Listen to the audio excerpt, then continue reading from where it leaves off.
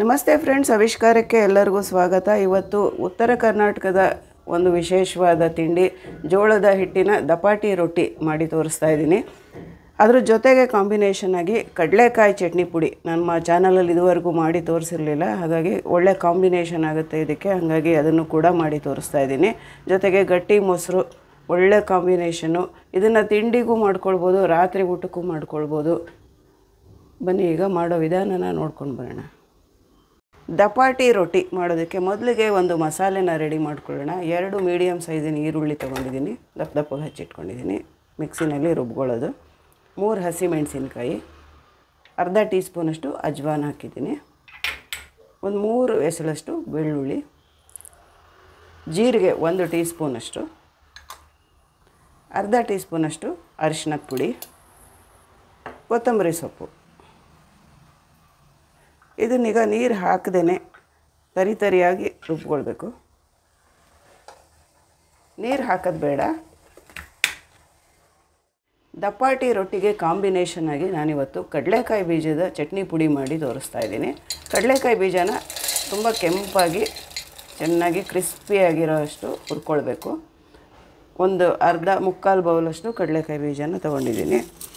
ಅದಕ್ಕೆ ಹುರಿದಿರೋವಂಥ ಬ್ಯಾಡಗಿ ಮೆಣಸಿನ್ಕಾಯಿ, ಸ್ವಲ್ಪ ಹುಣಸೆ ಹಣ್ಣು ಅದನ್ನು ಹುರಿದಿಟ್ಕೊಂಡ್ಬಿಟ್ಟಿದ್ದೀನಿ, ಕರಿಬೇವಿನ ಸೊಪ್ಪು, ಬೆಳ್ಳುಳ್ಳಿ ಎಲ್ಲನೂ ಸ್ವಲ್ಪ ಎಣ್ಣೆ ಹಾಕಿ ಚೆನ್ನಾಗಿ ಹುರಿದಿಟ್ಕೊಂಡಿದ್ದೀನಿ. ಉಪ್ಪು. ಇದನ್ನು ತರಿಯಾಗಿ ಗ್ರೈಂಡ್ ಮಾಡ್ಕೊಳ್ಳೋಣ.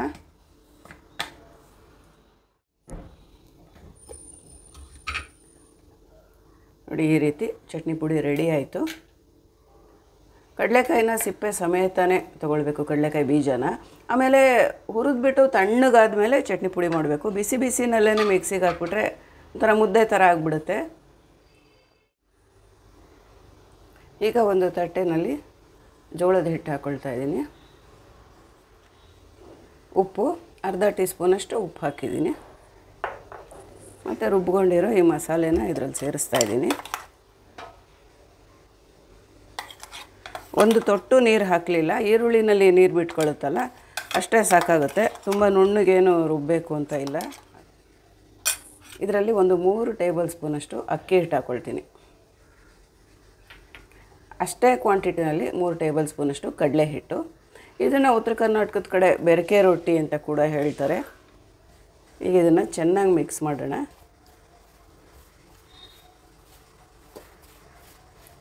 ಇದಕ್ಕೆ ನೆಂಚ್ಕೊಳ್ಳೋಕೆ ಏನಾದರೂ ಬೇಕು ಅಂತಲೇ ಇಲ್ಲ. ಇದರಲ್ಲೇ ಉಪ್ಪು, ಖಾರ, ಕೊತ್ತಂಬರಿ ಸೊಪ್ಪು ಎಲ್ಲ ಹಾಕಿರ್ತೀವಲ್ಲ, ಹಾಗೆ ಕೂಡ ತುಪ್ಪ ಹಚ್ಕೊಂಡು ತಿನ್ಬೋದು. ಯಾವುದಾದ್ರೂ ಚಟ್ನಿ ಪುಡಿ ಉಪ್ಪಿನಕಾಯಲ್ಲಿ ಕೂಡ ತಿನ್ಬೋದು.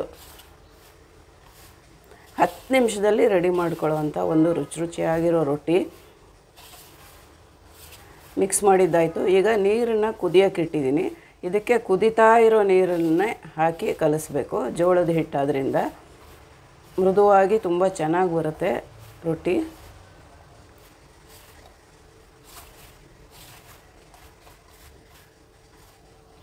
ಮಿಕ್ಸ್ ಮಾಡಿದ್ದಾಯಿತು. ಈಗ ನೀರು ಹಾಕಿ ಕಲಿಸ್ತೀನಿ. ನೀರನ್ನು ಮೊದಲೇ ಕುದಿಯೋದಕ್ಕೆ ಇಟ್ಟಿದ್ದೆ. ಚೆನ್ನಾಗಿ ಕುದಿಬೇಕು, ಗುಳ್ಳೆ ಬರುತ್ತಲ್ಲ ಆ ರೀತಿ ನೀರು ಕುದಿಬೇಕು. ನೋಡಿಕೊಂಡು ಸ್ವಲ್ಪನೇ ನೀರು ಹಾಕ್ಕೊಂಡು ಹೊಂದಿಸ್ಕೊಂಡು ಹೋಗಬೇಕು. ಸ್ಪೂನಲ್ಲಿ ಮಿಕ್ಸ್ ಮಾಡಬೇಕು. ತುಂಬ ಕುದಿಯೋ ನೀರು ಹಾಕಿರೋದ್ರಿಂದ ಕೈಯಲ್ಲಿ ಮುಟ್ಟಬಾರ್ದು.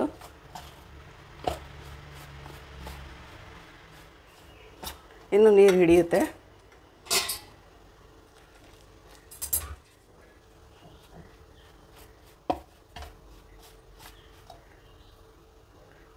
ನೀರಿದು ಸಾಕು ಅಂತ ಕಾಣುತ್ತೆ. ಕೈಯಲ್ಲಿ ಈಗ ನೋಡ್ತೀನಿ. ಸ್ವಲ್ಪ ಗಟ್ಟಿಯಾಗೆ ಮಾಡ್ಕೊಳ್ಬೇಕು ಹಿಟ್ಟನ್ನ, ತೀರಾ ತೆಳ್ಳಗೆ ಮಾಡಬಾರ್ದು. ಇದೀಗ ಕರೆಕ್ಟಾಗಿದೆ. ನಾನು ಹಾಕಿರೋ ನೀರು ಇದು ಸುಮಾರು 1 ಲೋಟ ಅಷ್ಟು ಹಿಟ್ಟಿಗೆ 1 ಲೋಟದಷ್ಟು ನೀರು ಬೇಕಾಗುತ್ತೆ. 1:1 ಪ್ರಪೋರ್ಷನಲ್ಲಿ ನೀರು ಹಿಟ್ಟು 2 ತೊಗೊಳ್ಬೇಕಾಗತ್ತೆ. ಆ ಪ್ರಪೋರ್ಷನಲ್ಲಿ ತೊಗೊಂಡ್ರೆ ರೊಟ್ಟಿಗಳು ಕರೆಕ್ಟಾಗಿ ಬರುತ್ತೆ. ಆಮೇಲೆ ಈ ಜೋಳದ ರೊಟ್ಟಿ ಯಾವುದೇ ಆಗಲಿ ತಕ್ಷಣ ಮಾಡಿಬಿಡ್ಬೇಕು, ಬಿಸಿ ಇದ್ದಂಗೆ. ತುಂಬ ಹೊತ್ತು ಇಟ್ಟರೆ ಅಷ್ಟೊಂದು ಚೆನ್ನಾಗಿ ಬರೋಲ್ಲ, ಬಿರುಕು ಬಿಡೋದು ಎಲ್ಲ ಜಾಸ್ತಿ ಆಗಿಬಿಡುತ್ತೆ. ಚೆನ್ನಾಗಿ ನಾದ್ಬಿಟ್ಟು ಹೊಂದಿಸ್ಕೊಳ್ಬೇಕು.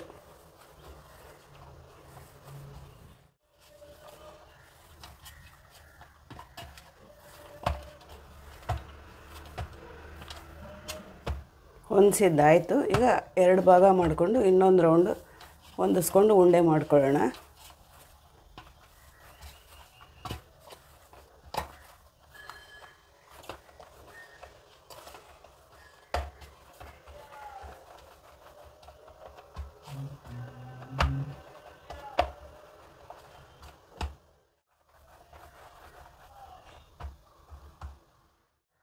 ಮಿಕ್ಸ್ ಮಾಡಿರೋ ಹಿಟ್ಟಿನಲ್ಲಿ ಒಂದು ಸಣ್ಣ ಉಂಡೆ ತಕ್ಕೊಳ್ತೀನಿ. ಉಳಿದಿದ್ದನ್ನು ಮುಚ್ಚಿಟ್ಬಿಡ್ತೀನಿ. ಅದು ಓಪನ್ ಆಗಿಡಬಾರ್ದು, ಒಣಗ್ದಂಗೆ ಆಗುತ್ತೆ.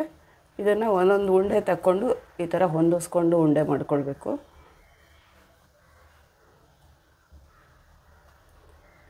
ಇದಕ್ಕೀಗ ಬಿಳಿ ಎಳ್ಳು ಹಚ್ಕೊಳ್ತೀನಿ.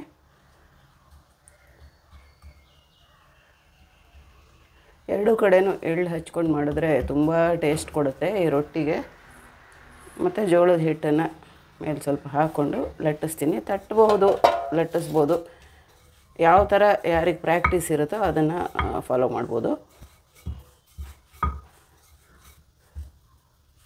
ಈ ಅಂಚೆಲ್ಲ ಸ್ವಲ್ಪ ಈ ರೀತಿ ಮಾಡಿಕೊಂಡ್ರೆ ಬಿಡಕ್ಕೆ ಬಿಡಲ್ಲ, ತುಂಬ ಚೆನ್ನಾಗಿ ಉಬ್ಬುತ್ತೆ ರೊಟ್ಟಿ ಬೇಯಿಸುವಾಗ.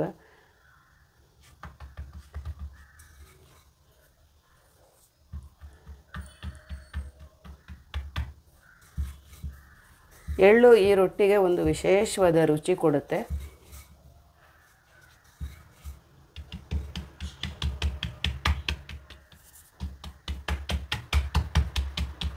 ತಟ್ಕೊಂಡು ಸ್ವಲ್ಪ ಅಗಲ ಮಾಡ್ಕೊಳ್ಬೋದು, ಬರೀ ತಟ್ಬೋದು, ಇಲ್ಲ ಬರೀ ಲಟ್ಟಿಸ್ ಕೂಡ ಮಾಡ್ಬೋದು.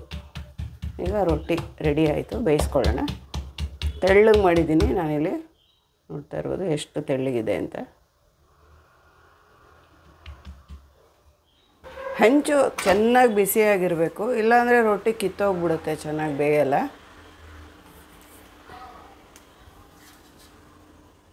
ಸ್ವಲ್ಪ ನೀರು ಹಚ್ಚಿ ಬೇಯಿಸಬೇಕು.